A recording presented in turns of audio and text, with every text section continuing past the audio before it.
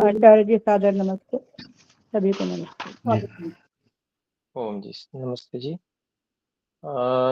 ऋग्वेद आदि भाष्य भूमिका इस पुस्तक का स्वाध्याय कर रहे हैं, जिसमें सबसे प्रथम जो ईश्वर प्रार्थना विषय है, इसमें पिछली कक्षा में यह आत्मदा इस मंत्र के भाषार्थ का स्वाध्याय हमने किया था। आज दूसरे मंत्र को हम लेंगे। इससे पहले कोई बात यदि कहना चाहते हैं तो हस्तस्थापन द्वारा सूचित कर सकते हैं।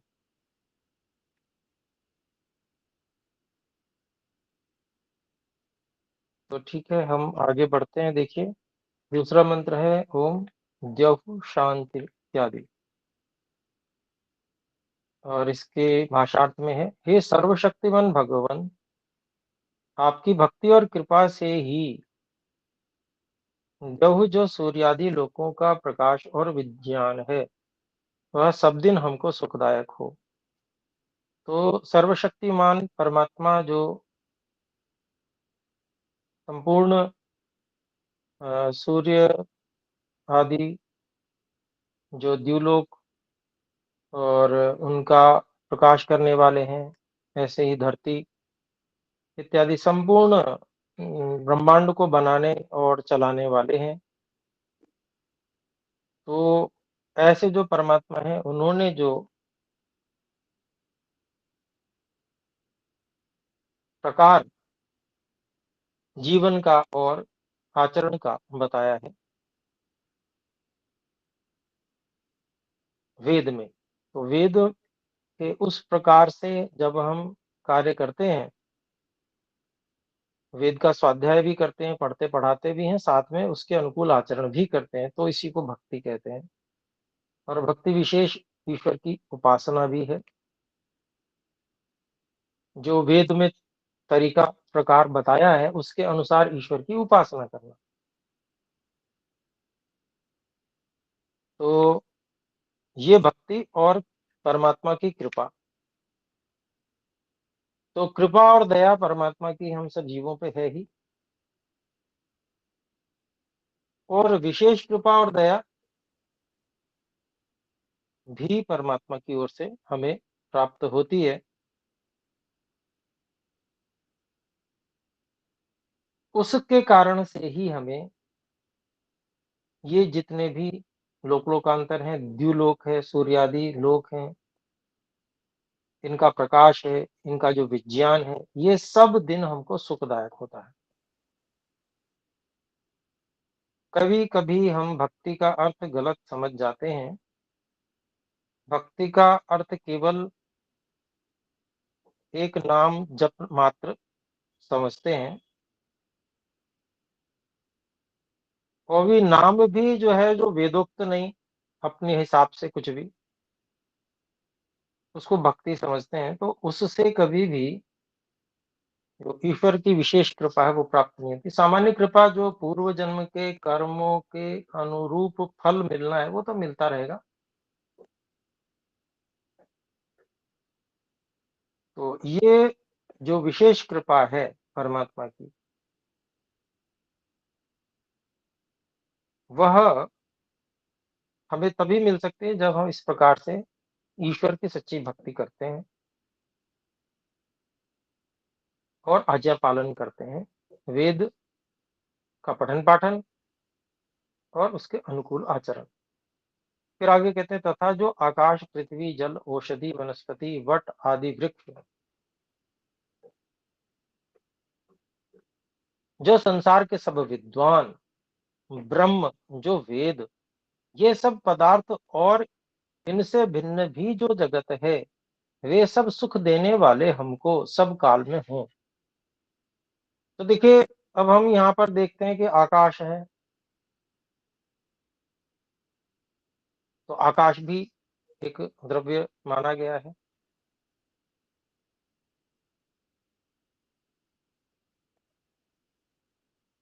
ऐसे ही पृथ्वी जल औषधि वनस्पति और वृक्ष आदि हैं, जो वट वृक्ष हैं, तो एक वृक्ष का नाम लिया सभी वृक्षों के, का ग्रहण उसमें हो गया।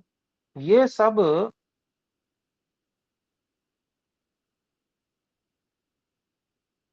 हमको सुख देने वाले तभी बन सकते हैं जब हम इनके विषय में भली प्रकार से जानते हैं, ठीक ठीक जानते हैं। यदि हम ठीक ठीक नहीं जानते हैं और उपयोग कर लेते हैं तो विपरीत परिणाम आ सकते हैं।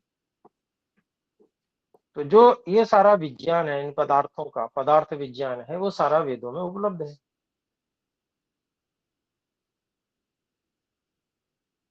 तो जी ठीक है जी, बहुत अच्छी बात है जी, बहुत सब पढ़ लिया हमने जी।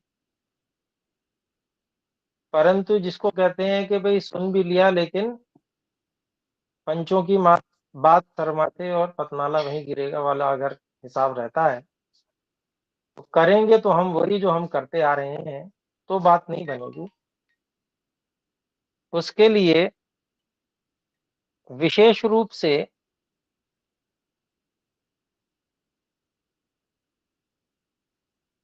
अपने को वेदों का स्वाध्याय करना ही होगा। और जो ऋषि वेदों के अनुसार ज्ञान विज्ञान दे गए हैं, अब जैसे इन सब पदार्थों के विषय में ज्ञान विज्ञान दर्शन है, वैशेषिक दर्शन है, और ऐसे ही आयुर्वेद है।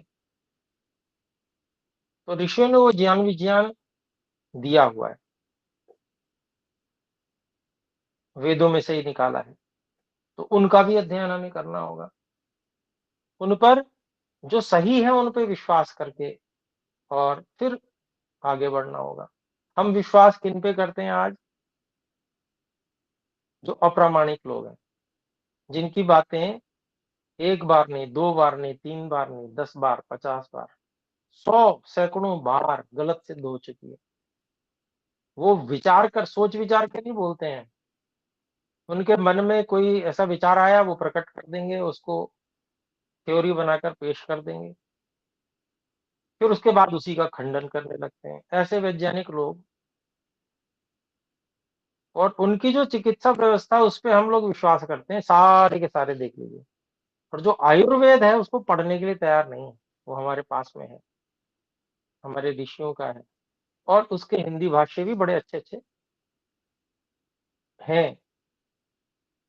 संस्कृत भाषा पढ़ना वो एक अलग बहुत ही अच्छी बात है, विशेष है। परंतु मान लीजिए जब तक संस्कृत भाषा नहीं आती तब तक भी जो अन्य विद्वान, अच्छे विद्वान हैं, उनके भाष्य पढ़े जा सकते हैं। और संस्कृत भाषा के लिए विशेष प्रयास किया जा सकता है व्याकरण आदि पढ़ने में। ऐसे ही गुरुकुल क्रांति के द्वारा जो ऑनलाइन कक्षाएं लगाई जा रही हैं, बहुत सारे भाई बहन उसमें प्रयासरत हैं। तो इसका मतलब ये नहीं है कि जब तक संस्कृत पूरी नहीं आएगी तब तक हम उन ग्रंथों से वंचित रहेंगे। नहीं, हम पढ़ सकते हैं, उनसे हम लाभ उठा सकते हैं। तो ऐसे जो वेद और वेद अनुकूल ऋषिकृत ग्रंथ हैं, उनके द्वारा इन सब द्रव्यों का विषय जानना और फिर जो अपने अनुकूल उसके अनुसार व्यवहार में लाना, तब जाके ये क्या होंगे, सब काल में हमको सुख देने वाले होंगे। खाली प्रार्थना करने से नहीं। लेकिन प्रार्थना किस लिए है? जगाने के लिए। ये प्रार्थना जब हम करते हैं तो ये इसलिए है कि हमको बार बार ये बात ध्यान में आए कि हमें ऐसा करना है। तो वृक्ष ये हो गए। फिर जो संसार के सब विद्वान, अब विद्वान तो माने जाते हैं, आधुनिक ढंग से पढ़े हुए लोग भी हैं, परंतु उनमें ये आदत नहीं है कि वो प्रामाणिक बात ही बोले। पहले प्रमाणों से तोलकर विचार कर जो सत्य सिद्ध हो उसी को बोले, ऐसा उनमें कोई परंपरा नहीं है, कोई ऐसी बात उनमें नहीं दिखती। उनको जो संभावना लगती है उसको भी बोल देते हैं और लिख भी डालते हैं, पता नहीं कितनी पुस्तकें भरी जा रही हैं। और उसके कारण से पूरा का पूरा जो विश्व है वो क्या है, वो दिग्भ्रमित हुआ पड़ा है, संशय में पड़ा हुआ है, क्या इसे माने क्या उसे माने।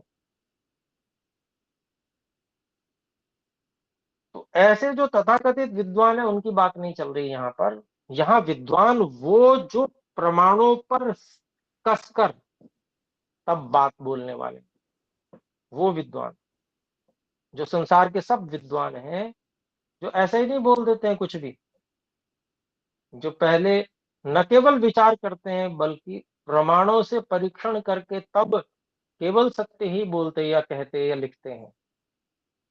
तो जो ऐसे संसार के सब विद्वान हैं,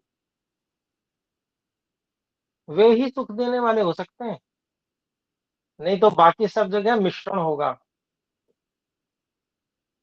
संयोग अच्छा बैठ गया, बात ठीक निकल गई तो सुख हो जाएगा, अन्यथा दुख हो जाएगा। तो इसलिए पहले तो हमें प्रमाणों की जानकारी होनी चाहिए कि प्रमाण कितने होते हैं, कौन से होते हैं, किन प्रमाणों से परीक्षण किया जाता है सत्य और असत्य का।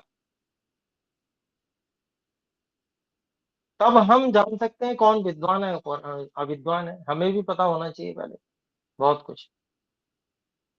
तो जो संसार के सब विद्वान, ब्रह्म अर्थात जो वेद, तो वेद के लिए भी यहाँ कहा है कि वे सब हमको सुख सब काल में सुखदायक हो। तो वेद भी हमको सब काल में सुखदायक कैसे हो सकते हैं कि वेदों की जब रक्षा होगी।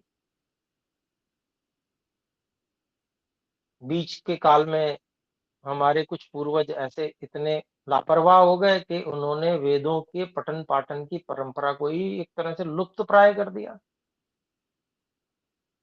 ये तो ईश्वर की बड़ी कृपा कि महर्षि दयानंद सरस्वती जी का प्रादुर्भाव हुआ और गुरु बिरजानंद जी के सानिध्य से उन्होंने वेदों की रक्षा का व्रत लिया और उसके विषय में सत्य असत्य का विवेचन किया। परंतु वेद और वैदिक परंपरा की रक्षा किए बिना क्या यह ब्रह्म जो वेद हैं, क्या ये हमको सब काल में सुख देने वाले हो सकते हैं?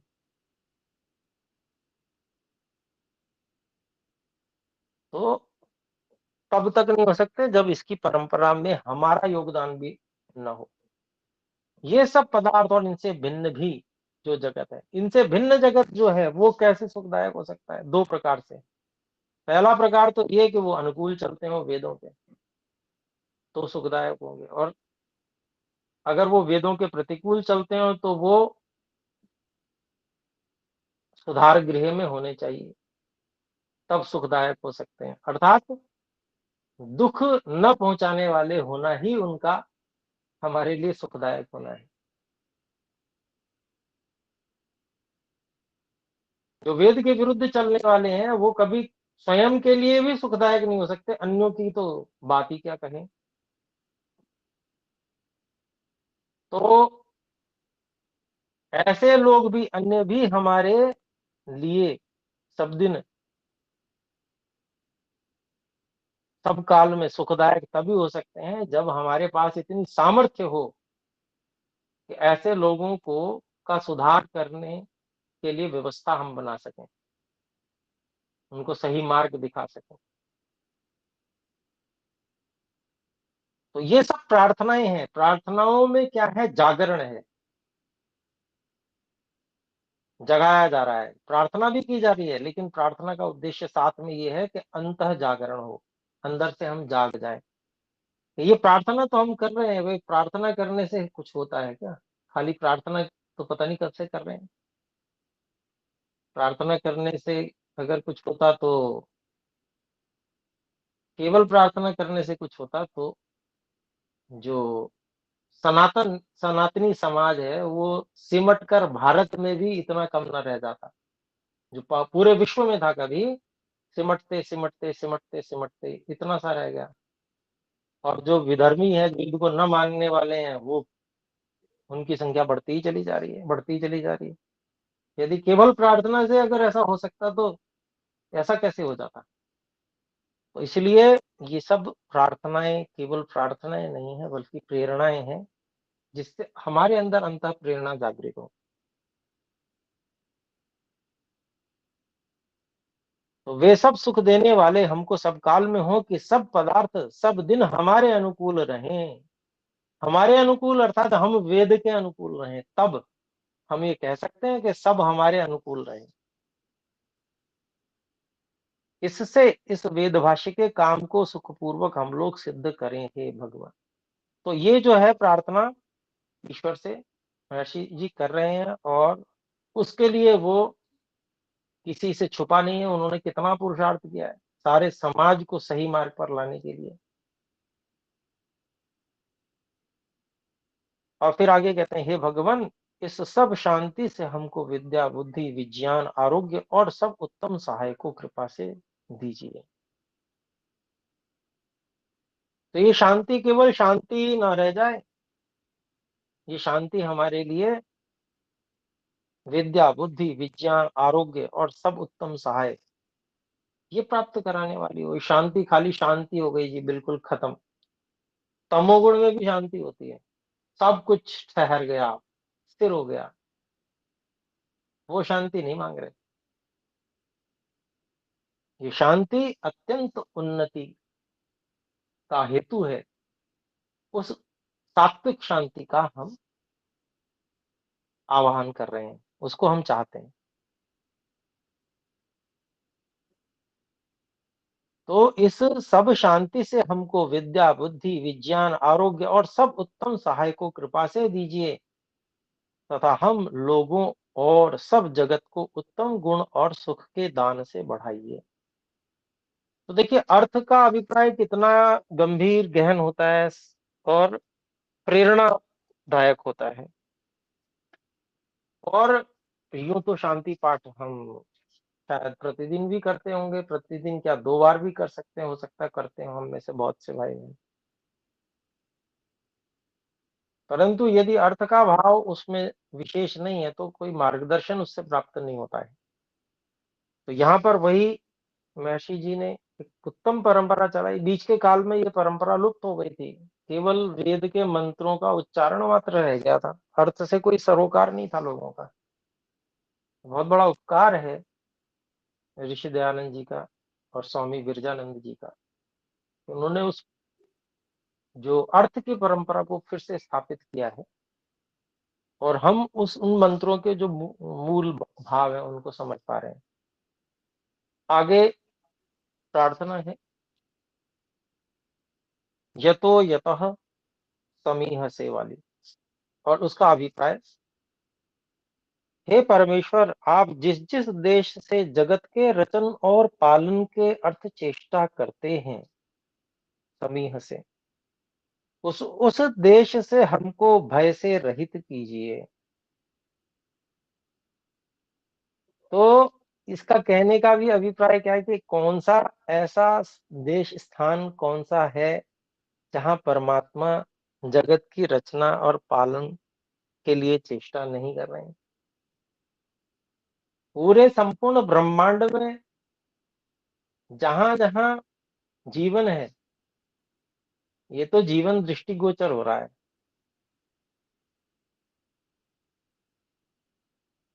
और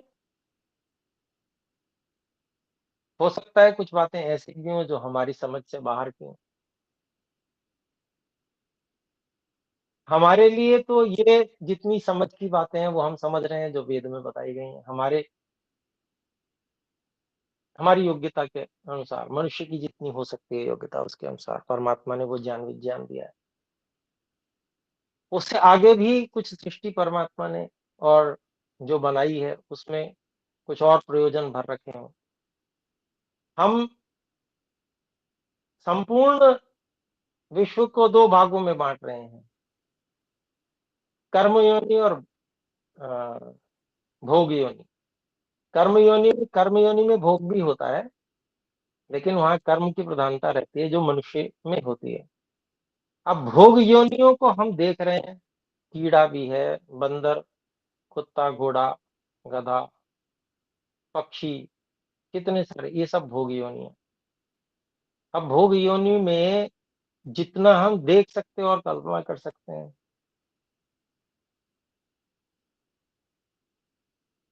क्या उतना ही है? कोई इतिश्री थोड़ी है। हमारी कल्पना देखी सुनी चीजों वस्तुओं के विषय में ही हुआ करती हैं, उसी से जुड़ती हुई कल्पनाएं हम क्या करते हैं।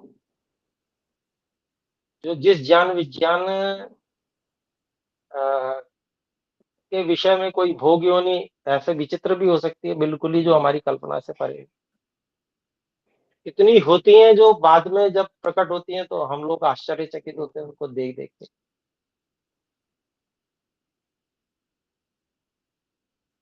तो परमात्मा की जो चेष्टा है वो रचने के लिए, पालन के लिए संपूर्ण ब्रह्मांड में सर्वत्र हो रही है। वहां भी जहां हमारी कल्पना जा सकती है, हम कल्पना से समझ सकते हैं, वहां भी, और जहां हमारी कल्पना नहीं जा सकती, पहुंच सकती, वहां भी ईश्वर की वह चेष्टा जीवों के हित, जीवों को परोपकार के लिए सर्वत्र जहां जहां चेष्टा हो रही है, अर्थात सर्वत्र हो रही है, यूं कह सकते। उस देश से भय से रहित करिए, अर्थात हम कहीं भी भय नहीं चाहते, क्योंकि आप सर्वत्र ही रचना और पालन की चेष्टा सर्वत्र कर रहे हैं। कोई स्थान आपकी चेष्टा से रहित है नहीं। हमारा भी कहने का अभिप्राय यही है कि हम पहले ये तो समझें कि आपकी रचना, चेष्टा, पालन सर्वत्र हो रहा है, और इतना यदि हम समझ पाते हैं तो हमें यह भी निश्चय होना चाहिए कि जिसमें रचना और पालन का सामर्थ्य है वह रक्षा भी करता है। ये मंत्र तो केवल, प्रार्थना तो केवल संकेत करने के लिए, समझाने के लिए है कि रक्षक है परमात्मा, अभय कर, भय रहित करने वाले हैं परमात्मा। भय क्यों होता है? अज्ञान के कारण भय होता है। जब व्यक्ति जान जाता है तो भय भी निवृत्त हो जाता है। लोगों को मृत्यु से भय होता है, तो मृत्यु से जो भय होता है, वह मृत्यु से भय यदि मृत्यु के विषय में जान ले, या मृत्यु के हेतु जो बन रहे हैं उनके विषय में जान ले, अथवा उनसे बचने के उपाय के विषय में जान ले, तो वो भय निवृत्त हो जाता है। तो ज्ञान से भय निवृत्त होता है।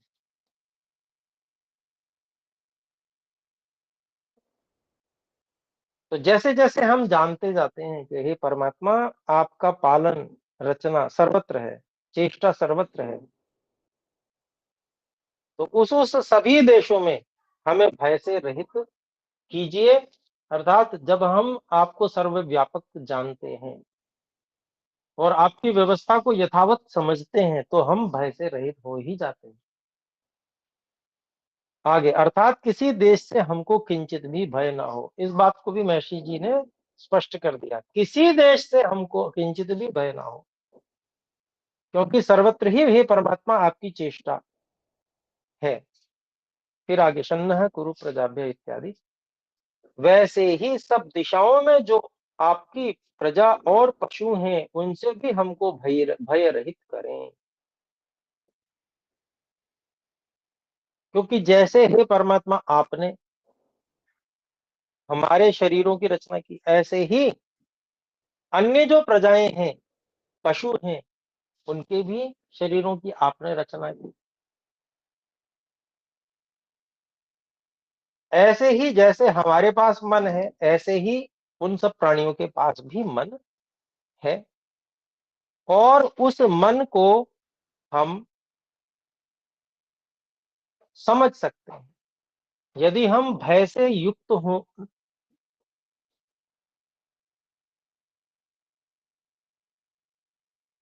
तो भय से युक्त होने पर हम मन की स्थिति को अपने चेहरे के द्वारा प्रकट करते हैं।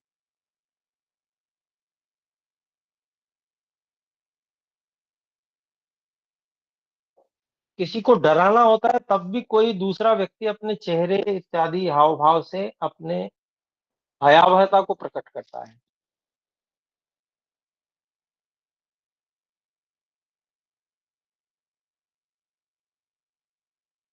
तो भय रहित कैसे हो सकते हैं? तो जब हम स्वयं अहिंसा के भाव से युक्त होंगे।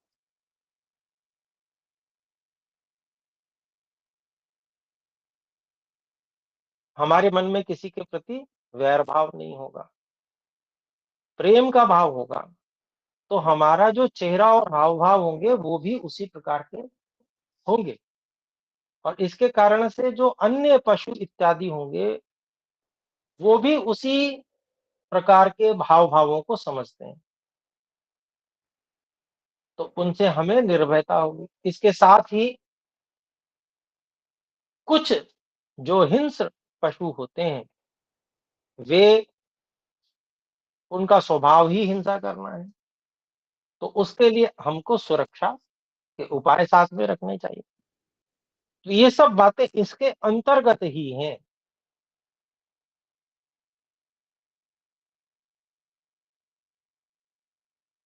हम ईश्वर से प्रार्थना कर रहे हैं कि हमें भय रहित करो, तो इसका अभिप्राय ये नहीं है कि अब ईश्वर की ज़िम्मेदारी है कि वही हमारी को हमें भय मुक्त करेंगे। इसका अभिप्राय यह है कि हम उसके लिए जागरूक हों। ईश्वर से प्रार्थना तो हम कर ही रहे हैं, परंतु ईश्वर से प्रार्थना का फल तब प्राप्त होता है जब हम स्वयं पुरुषार्थ करते हैं पहले। जितने साधन परमात्मा ने हमें पहले से दे रखे हैं, उन सबका सदुपयोग करते हैं। तो ऐसा ही यहाँ पर भी है। और फिर यहाँ पर कह रहे हैं कि वैसे ही सब दिशाओं में जो आपकी प्रजा और पशु हैं, उनसे भी हमको भयरहित करें तथा हमसे उनको सुख हो। हमसे उनको सुख कब होगा? जब वही अहिंसा का भाव होगा और हमें उनको भी हमसे भय न हो।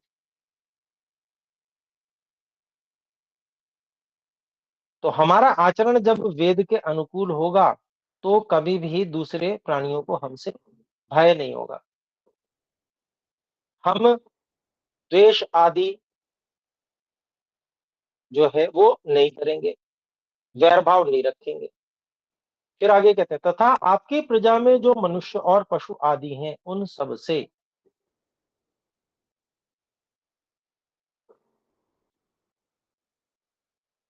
ये जो अभिप्राय है, वो सारा इन शब्दों के साथ भी लग जाता है।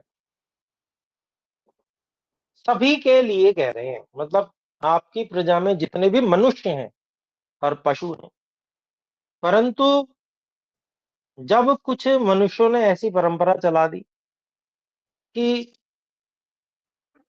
जो एक समुदाय के लोग हैं, उनको वो अपने समुदाय को तो अच्छा समझते और दूसरे समुदाय के किसी भी व्यक्ति को जीने के योग्य भी नहीं समझते। अर्थात या तो हमारे समुदाय में सम्मिलित हो जाओ, नहीं तो तुमको मार दिया जाएगा। ऐसे लोग जब समाज में रह रहे हों, तो फिर निर्भय कैसे रहा जा सकता है? अभय कैसे हो सकते हैं? प्रार्थना तो ये कही जा रही है कि आपकी प्रजा में जो मनुष्य और पशु आदि उन सब से न हमको उनसे भय हो, न उनको हमसे भय हो। तो ये तभी हो सकता है जब ऐसी मान्यताओं को समाप्त कर दिया जाए। ऐसी मान्यता वाला जब तक एक भी व्यक्ति है, तब तक भय रहित नहीं रहा जा सकता।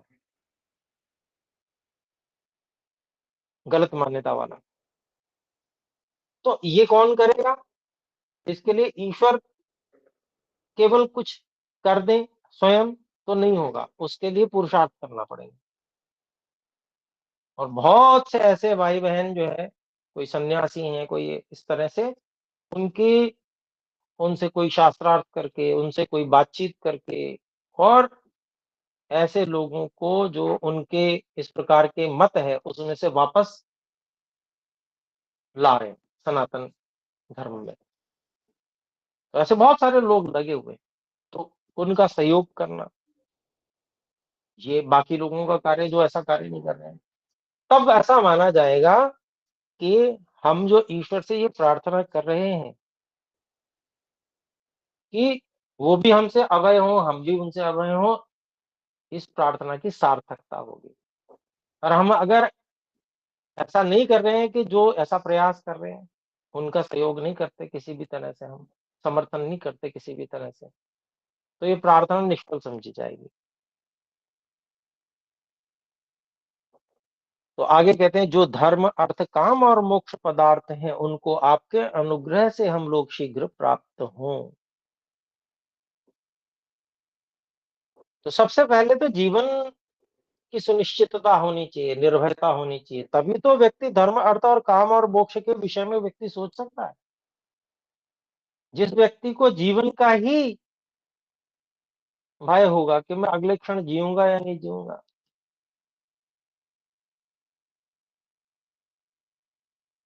या कुछ समय के बाद में क्या होगा पता नहीं है, तो वो पहले सुरक्षा की व्यवस्था करने में लगेगा।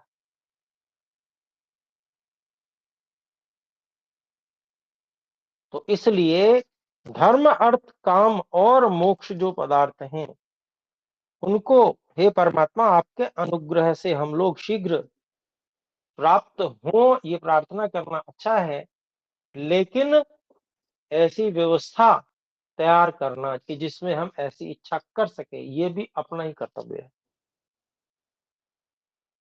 तो इसी से जिससे मनुष्य जन्म के धर्मादि जो फल हैं वे सुख से सिद्ध हों। तो ये धर्म आदि, धर्म, अर्थ, काम और मोक्ष, ये तभी सुख से सिद्ध हो सकते हैं जब अपने लोग मिलकर उसके लिए प्रयास करें, उसके लिए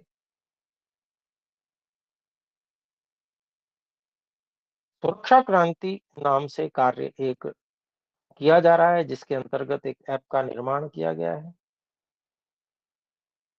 उस ऐप में ऐसी व्यवस्था है कि जो उसमें रजिस्टर होगा ऐप में, वो कहीं भी हो भारत में, यदि वो किसी भी प्रकार से खतरे में होता है, तो उसको, वो यदि ऐप में बटन दबाता है, SOS बटन है उसमें, पैनिक बटन, तो उसको दबाता है, तो उसके 1 किलोमीटर के पूरे एरिया में जितने लोग उस ऐप में रजिस्टर होंगे, उसकी सुरक्षा के लिए उनके पास में अलार्म बजेगा। तो पहले तो क्या होता था, पहले तो पता ही नहीं चलता था क्या हो गया, कब हो गया, कहाँ हो गया, बाद में अरे ये तो बड़ा बुरा हुआ, हमारा ही भाई मारा गया, हम होते तो बचा लेते। अब ये कहने के लिए अवसर नहीं रहेगा कि हम होते तो बचा लेते, अब सूचना पहुंच जाएगी तत्काल, और जब पहुंच जाएगी तो फिर अपना कर्तव्य है कि हम अपने भाई को बचा लें या बहन को बचा लें। तो ये एक व्यवस्था उसी के लिए तैयार की है, इन्हीं वेद मंत्रों से प्रेरित होकर। तो अभी हम विराम करते हैं, देखिए समय अधिक हो गया, आइए मिलकर एक बार ओम का उच्चारण करें। ओम